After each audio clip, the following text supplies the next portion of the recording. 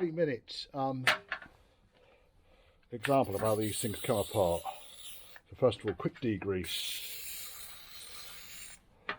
They never normally put up much of a struggle, and they're either going to work or they're not. But as you've seen already, this one doesn't, and so we've lost nothing by taking it apart, other than perhaps 5 minutes of our lives and your lives, because you're going to watch. Right, okay, now when these do come apart, they go back together in a slightly unusual way, which can catch you out if you're not thinking about it. I think we're almost there. Now, by cleaning it, what we can see is there's 4 little plastic tags. There, there, there, there. And all I really need to do here is get my little screwdriver. Where's my little screwdriver gone? Oh, this will have to do. My little screwdriver, and see if I can push those tags up. They sometimes go up, they sometimes don't. It depends how gummed up this thing is. And the crap that you got on the outside of this thing, I can guarantee there'll be just as much crap on the inside of it as well. Right, so those two, these look better, these two. These are probably more likely to come apart. Let's try again. So just putting the screwdriver in the top loop, twisting to open the loop up a little bit, and then pulling the top body away from the bottom for now. So that's come up. Right, okay, we're up. So we've got it apart, so let's lay it out now. There's a rusty spring in the bottom. It's never a good sign, is it? Now, what you'll see, oh, fuck's sake, some very, very, very old grease there. I'll give it a clean up. Now, what you'll see is that when you push the plunger down, the plunger moves away from the 2 contacts. Okay? So it's fairly straightforward. Take the plunger out and you can see the reason it's not working. So this is going to be a 43-second fix, I reckon, because all I'm going to do, this is one of the later style switches where these are actually riveted in. Earlier styles, they're just kind of, they're held in by plastic clips, or it might be later styles are held in by plastic clips. I couldn't tell you. It's really fucking helpful, that, Richard. More degreaser. Perhaps Richard's toothbrush. Here we are.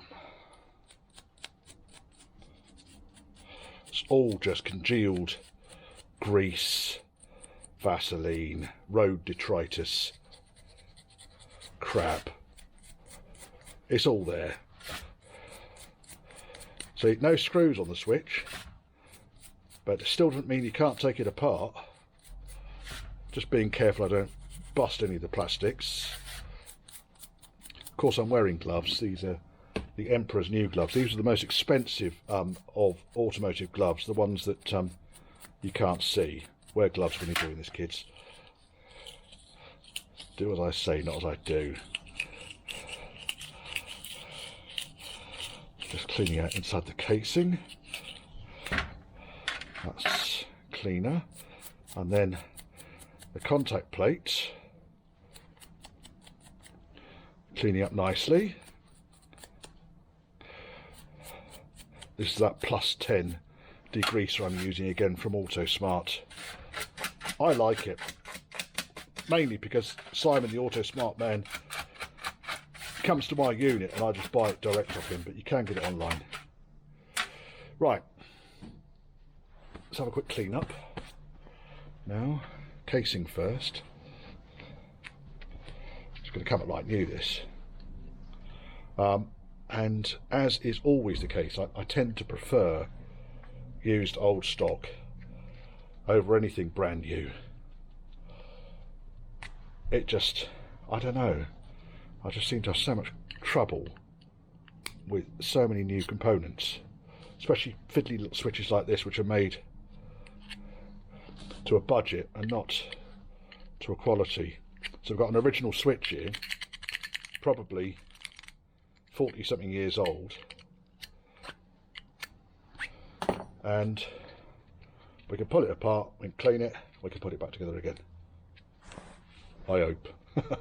If we can't, then, well, you've lost nothing, have you, apart from a few minutes of your life. They're not particularly watertight, these things, which is why they succumb to it to a certain extent. Right, one thing I do want to do, a little bit of, should have it around somewhere, either soft paper or some steel wool, because you can see where the contacts have burnt a little bit here. We're going to get some steel wool. Steel wool, and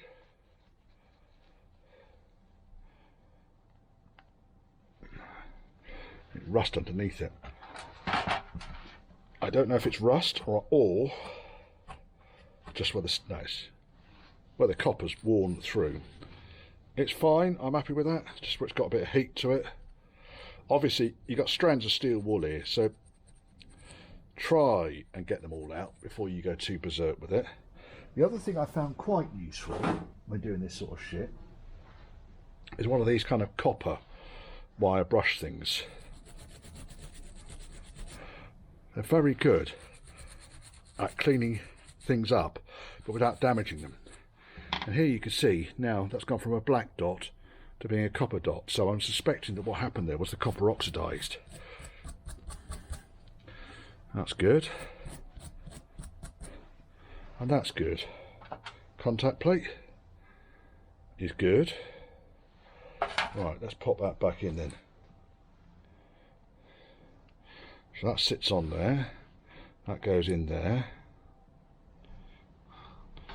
Spring, body, click. Does it work?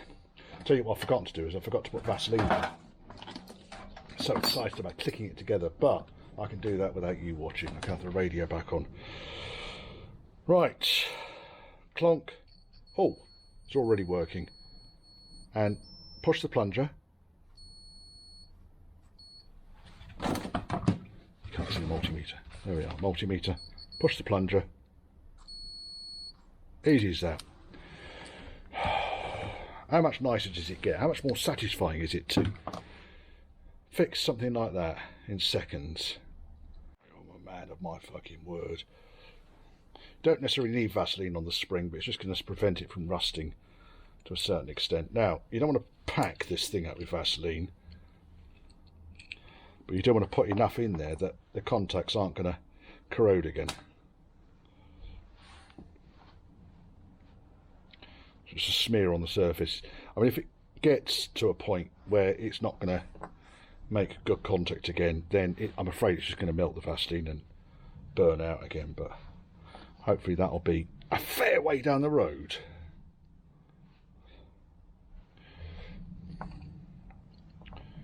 Clonk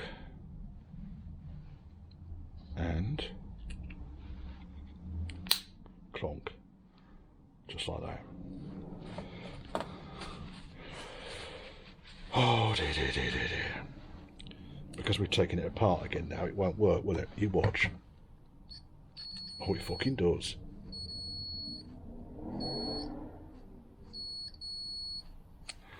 Beautiful. And it's beautiful.